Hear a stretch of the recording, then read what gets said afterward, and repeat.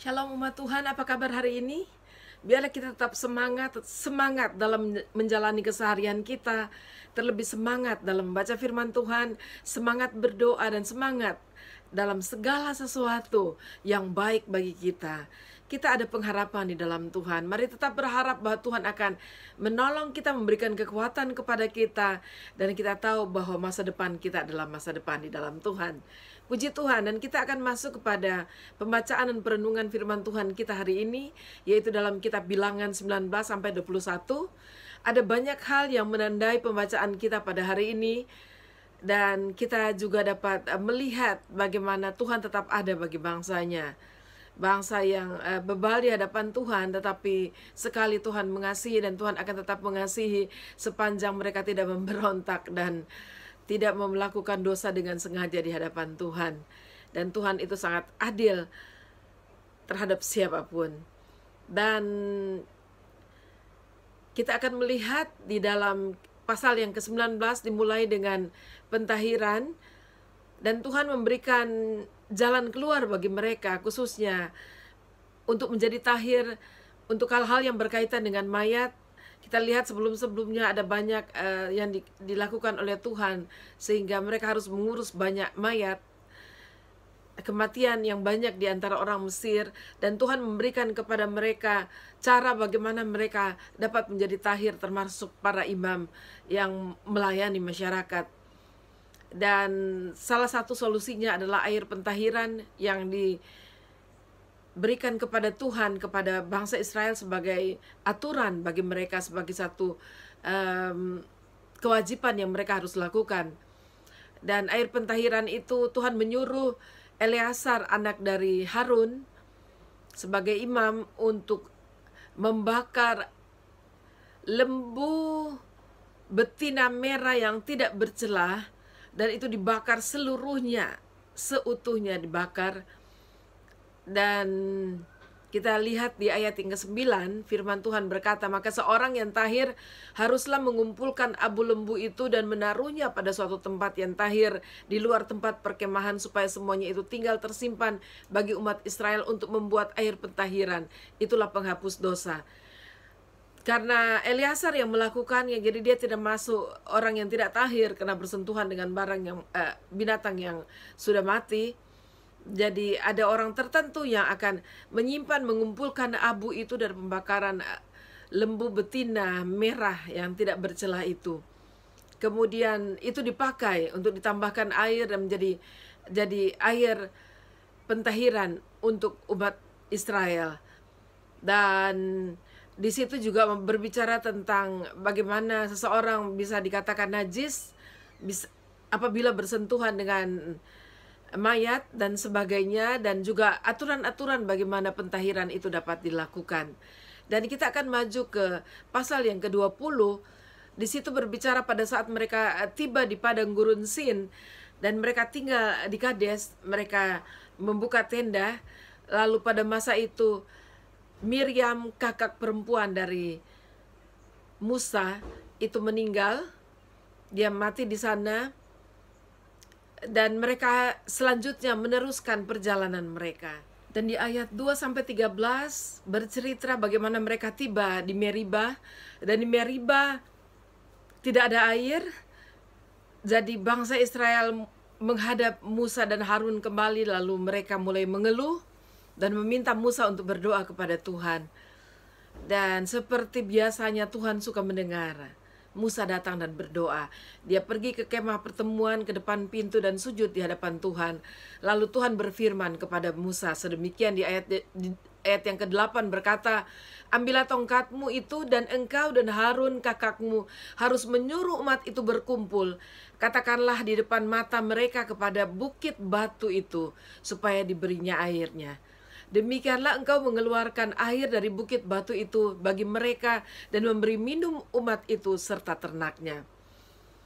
Dan Musa melakukan itu, dia pergi ke sana ya. Tetapi kalau kita membaca ayat yang ke-10, bagaimana Musa menyampaikan atau berkata-kata sebelum dia melakukan apa yang disuruh oleh Tuhan, kelihatannya dia agak emosi ya. Coba kita lihat, baca di ayat yang ke-10. Ketika Musa dan Harun telah mengumpulkan jemaah itu di depan bukit batu itu, berkatalah ia kepada mereka, "Dengarlah kepadaku, hai orang-orang durhaka, apakah kami harus mengeluarkan air bagimu dari bukit batu ini?" Ayat yang ke-11, sesudah itu Musa mengangkat tangannya lalu memukul bukit batu itu dengan tongkatnya 2 kali. Maka keluarlah banyak air sehingga umat itu dan ternak mereka dapat minum. Kita melihat bahwa kata-kata Musa adalah kata-kata yang penuh emosi, yang berkata umat Israel sebagai umat durhaka, walaupun memang benar mereka mendurhaka terhadap Tuhan dan terhadap pemimpin, terhadap Musa. Tapi kita melihat sepertinya bukan kepribadian dan kebiasaan Musa untuk berkata-kata seperti itu. Dan terlebih pada saat dia memukul bukit batu itu 2 kali. Padahal Tuhan hanya menyuruh dia berkata-kata, memerintahkan batu itu untuk mengeluarkan air.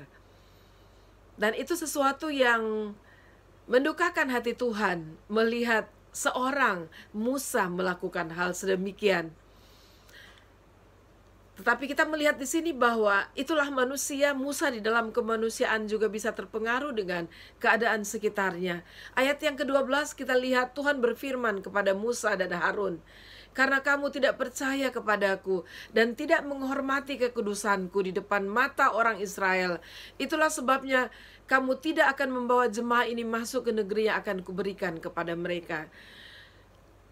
Ada sesuatu yang harus kita belajar di sini, bahwa Tuhan tidak pandang bulu. Tuhan tidak ada favoritisme, tidak ada sistem untuk menganakmaskan kalau itu berbicara tentang pelanggaran, tentang dosa. Dan kita lihat bahwa sekalipun Musa orang yang dekat dengan Tuhan, kata firman Tuhan, bergaul karib dengan Tuhan, dan Tuhan berbicara muka dengan muka, tetapi dia tidak bisa melarikan diri dari dosanya di hadapan Tuhan. Dosanya adalah dia tidak mentaati Tuhan. Dan yang kedua, jelas Tuhan katakan dia tidak menghormati kekudusan Tuhan di depan mata orang banyak. Dengan kata lain, dia tidak mempermuliakan Tuhan dengan sikapnya. Dan selalu ada ganjaran. Tuhan bisa mengampuni seseorang, tapi seringkali Tuhan memberikan pelajaran-pelajaran secara fisik. Kalau mau dilihat secara fisik, dia tidak memasuki tanah Kanaan. Dia tidak memasuki tanah perjanjian seperti janji Tuhan. Dan itulah dosa satu-satunya yang dikatakan di dalam perjalanan kehidupan Musa. Apa yang dilakukan yang mendukakan hati Tuhan, dan dia menerima ganjaran yang sangat-sangat, boleh saya katakan bahwa sangat-sangat penting. Ganjaran yang berarti, ganjaran yang fatal dalam hidup secara fisik. Dia tidak bisa memasuki tanah perjanjian itu.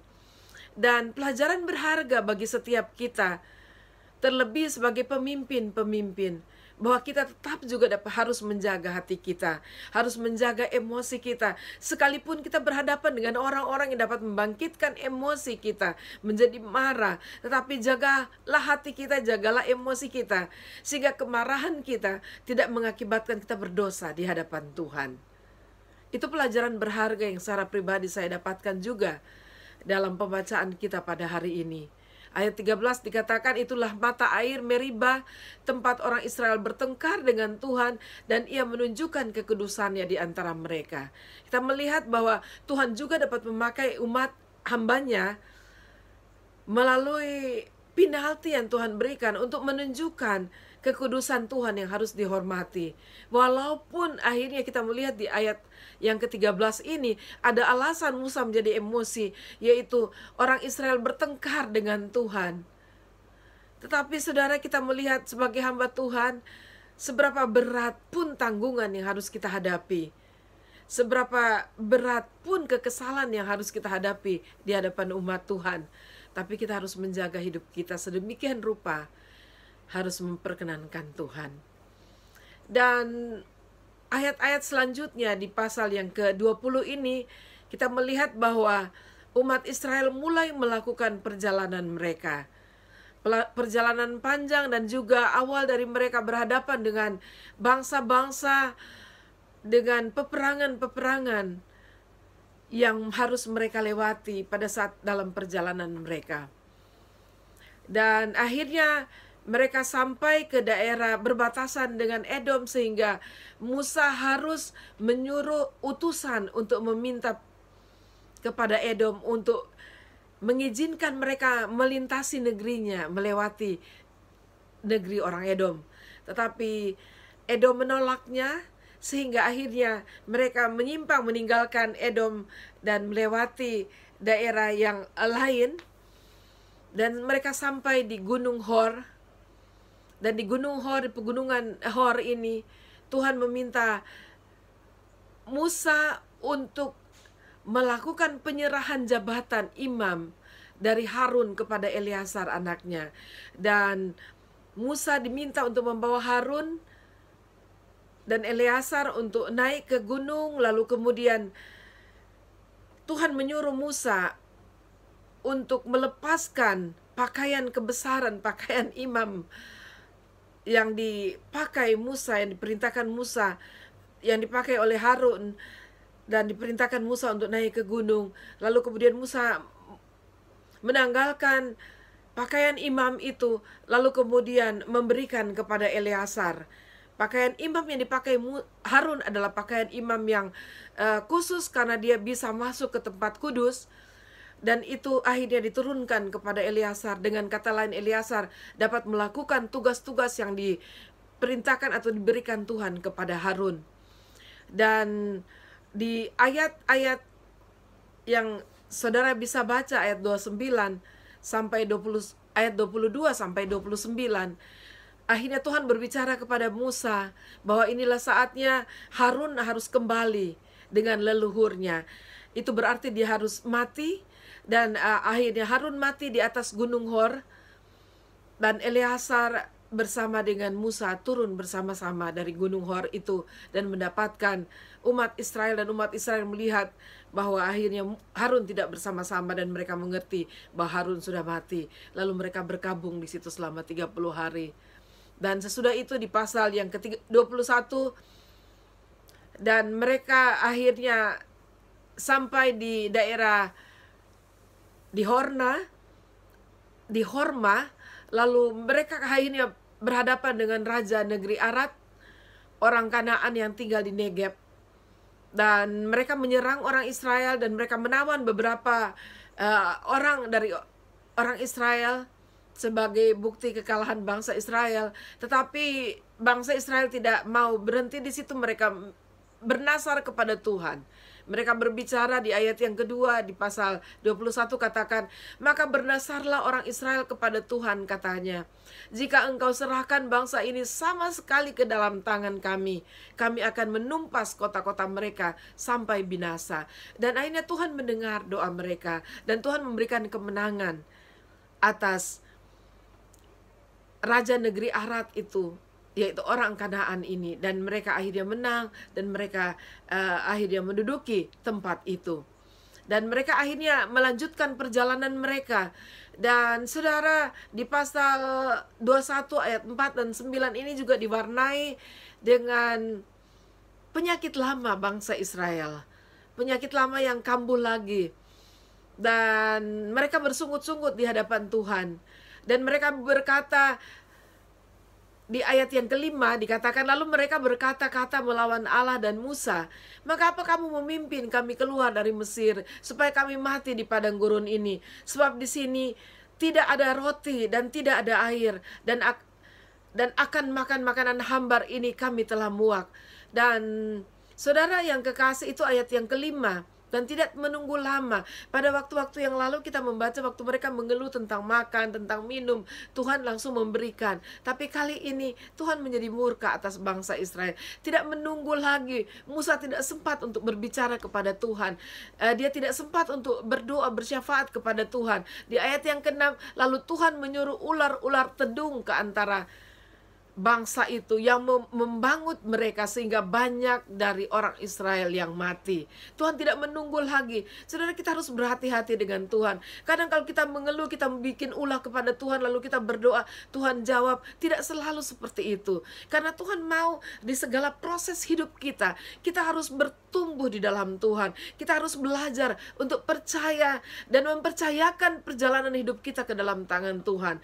Harus mempercayai Tuhan lebih daripada berkat-berkat yang kita terima di dalam kehidupan. Dan seringkali Tuhan mengizinkan hal-hal yang berkaitan dengan kebutuhan pokok kita, mendesak kita sampai kepada batas terakhir seperti mereka. Akhirnya tidak ada air juga. Tuhan ingin melihat bagaimana sikap kita terhadap Tuhan. Apakah kita percaya bahwa Tuhan akan memelihara kita atau tidak? Dengan sikap kita menunjukkan iman kita dan penyerahan hidup kita kepada Tuhan. Lalu banyak orang Israel mati dipagut oleh ular tedung. Dan puji Tuhan, pada akhirnya mereka sadar dan mereka meminta Musa untuk berdoa kepada Tuhan. Dan pada saat Musa berdoa, terpujilah Tuhan. Akhirnya ular tedung itu hilang dari antara mereka. Dan mereka dapat melanjutkan perjalanan mereka. Di ayat yang ke-10 sampai 20, pada saat mereka melanjutkan perjalanan, kita melihat ada beberapa tempat yang di sini saya catat mereka sampai di Obot. Mereka lalu kemudian meneruskan lagi, mereka sampai ke lembah Serat. Lalu mereka sampai lagi di seberang sungai Arnon.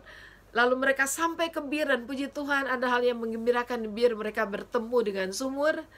Dan mereka melanjutkan lagi perjalanan mereka sampai di Matana, Nahalia, Barmot, lalu sampai ke lembah di daerah Moab.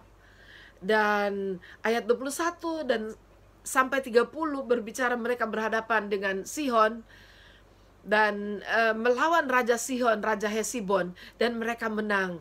Dan kemudian mereka dapat menguasai kota-kota daerah Amori dan menaklukkannya. Ayat 31 sampai 35, saat mereka berada di Amori, diam di Amori, mereka berperang melawan raja orang Basan, yaitu Og.